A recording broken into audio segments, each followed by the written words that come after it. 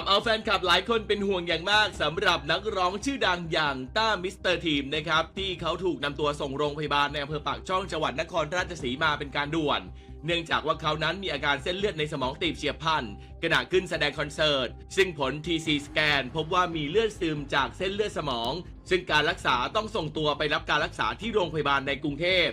ล่าสุดทางภรรยาของต้าได้อัปเดตอาการของสามีผ่านทาง Facebook ระบุว่าต้าได้มีอาการป่วยขณะขึ้นโชว์บนเวที CT สแกนจากโรงพยาบาลต้นทางที่รักษาพบเลือดออกที่แกนสมอง 5 มิลลิลิตรมีอาการอ่อนแรงซีกขวาแล้วได้ทำการย้ายโรงพยาบาลมายังโรงพยาบาลใกล้บ้าน CT สแกนซ้ำแล้วเลือดไม่มีออกเพิ่มจึงไม่ต้องผ่าตัดเบื้องต้นต้องนอน ICU ก่อนสัก 2-3 วันซึ่งอาการตอนนี้ดีขึ้นเรื่อยๆตามลำดับรู้สึกตัวดีขยับแขนขาได้พูดคุยได้แต่ยังไม่100%ยังมีงงสับสนอยู่บ้างซึ่งต้องขออนุญาตงดเยี่ยมเพื่อพักผ่อนให้เต็มที่ซึ่งจะสามารถฟื้นตัวได้เร็ว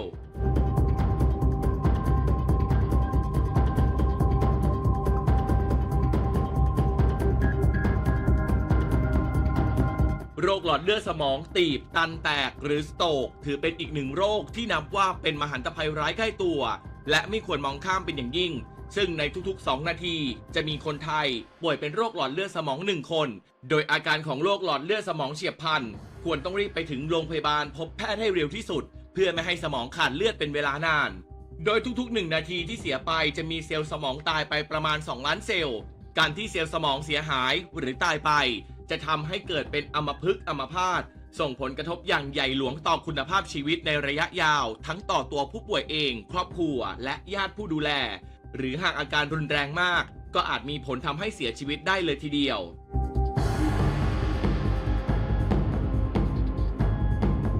โรคหลอดเลือดสมองเป็นโรคที่เกิดจากความผิดปกติของหลอดเลือดที่ส่งไปเลี้ยงสมองซึ่งก็สามารถแบ่งออกได้เป็น2 ประเภทใหญ่ๆคือสมองขาดเลือดจากหลอดเลือดสมองตีบและอุดตันกับเลือดออกในสมองขณะที่สาเหตุของโรคสมองขาดเลือดส่วนใหญ่เกิดจาก 1. ภาวะหลอดเลือดแข็ง 2. ริ่มเลือดจากหัวใจมาอุดตันหลอดเลือดสมอง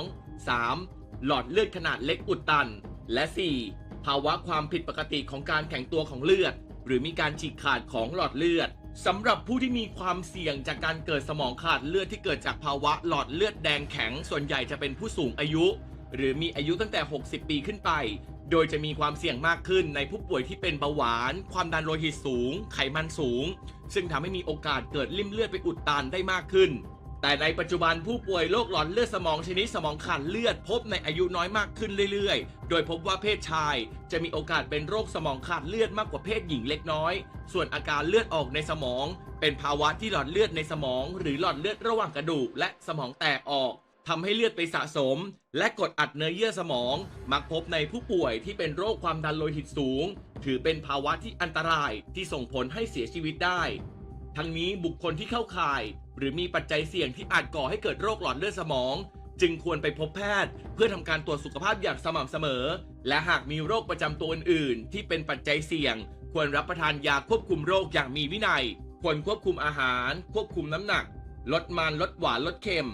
เน้นรับประทานผักผลไม้และอาหารที่มีประโยชน์ออกกำลังกายอย่างสม่ำเสมอโดยใน1 สัปดาห์ควรออกกำลังกายให้ได้อย่างน้อย150 นาทีเพื่อสร้างภูมิคุ้มกันและปรับความสมดุลให้กับร่างกายขณะเดียวกันสำหรับท่านที่ยังไม่ปรากฏว่ามีโรคประจำตัวก็ควรจะมีการควบคุมอาหารควบคุมน้ำหนักไม่ให้เกินมาตรฐานมันออกกำลังกายไม่เคร่งเครียดและนอนหลับพักผ่อนให้เพียงพอ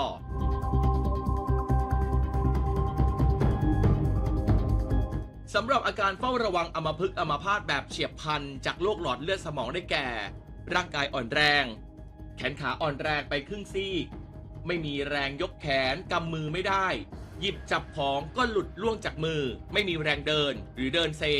ไม่มีแรงกระดกเท้าและยกขาขึ้นไม่ได้มุมปากตกปากเบี้ยวเห็นภาพซ้อนการมองเห็นผิดปกติพูดลำบากพูดไม่ชัดนึกคำพูดไม่ออกหรือพูดผิดถูกหรือบางคนอาจพูดไม่ได้เลยมีอาการชาที่ใบหน้าชาตามมือตามเท้าและครึ่งซีกของร่างกายมีอาการปวดศีรษะรุนแรงแบบเฉียบพลันร่วมกับการอาเจียนวิงเวียนศีรษะคล้ายบ้านหมุนเดินเซ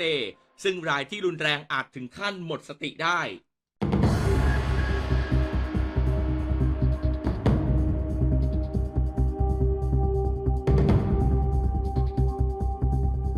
ในปัจจุบันโรคหลอดเลือดสมองชนิดสมองขาดเลือดครองสถิติการเสียชีวิตสูงเป็นอันดับหนึ่งของประชากรไทย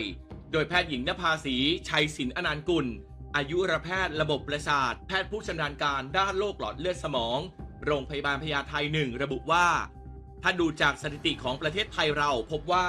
มีประชากรไทยป่วยด้วยโรคหลอดเลือดสมองเพิ่มขึ้นราว500ถึง 1,000 คนต่อวันและมีอัตราการเสียชีวิตอยู่ที่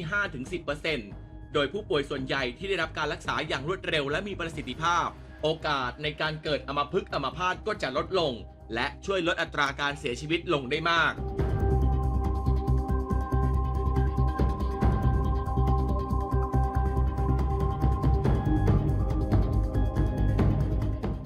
การเข้าถึงผู้ป่วยด้วยความฉับไวและสามารถกู้วิกฤตผู้ป่วยหลอดเลือดสมองชนิดสมองขาดเลือดแบบเฉียบพลันได้อย่างทันท่วงที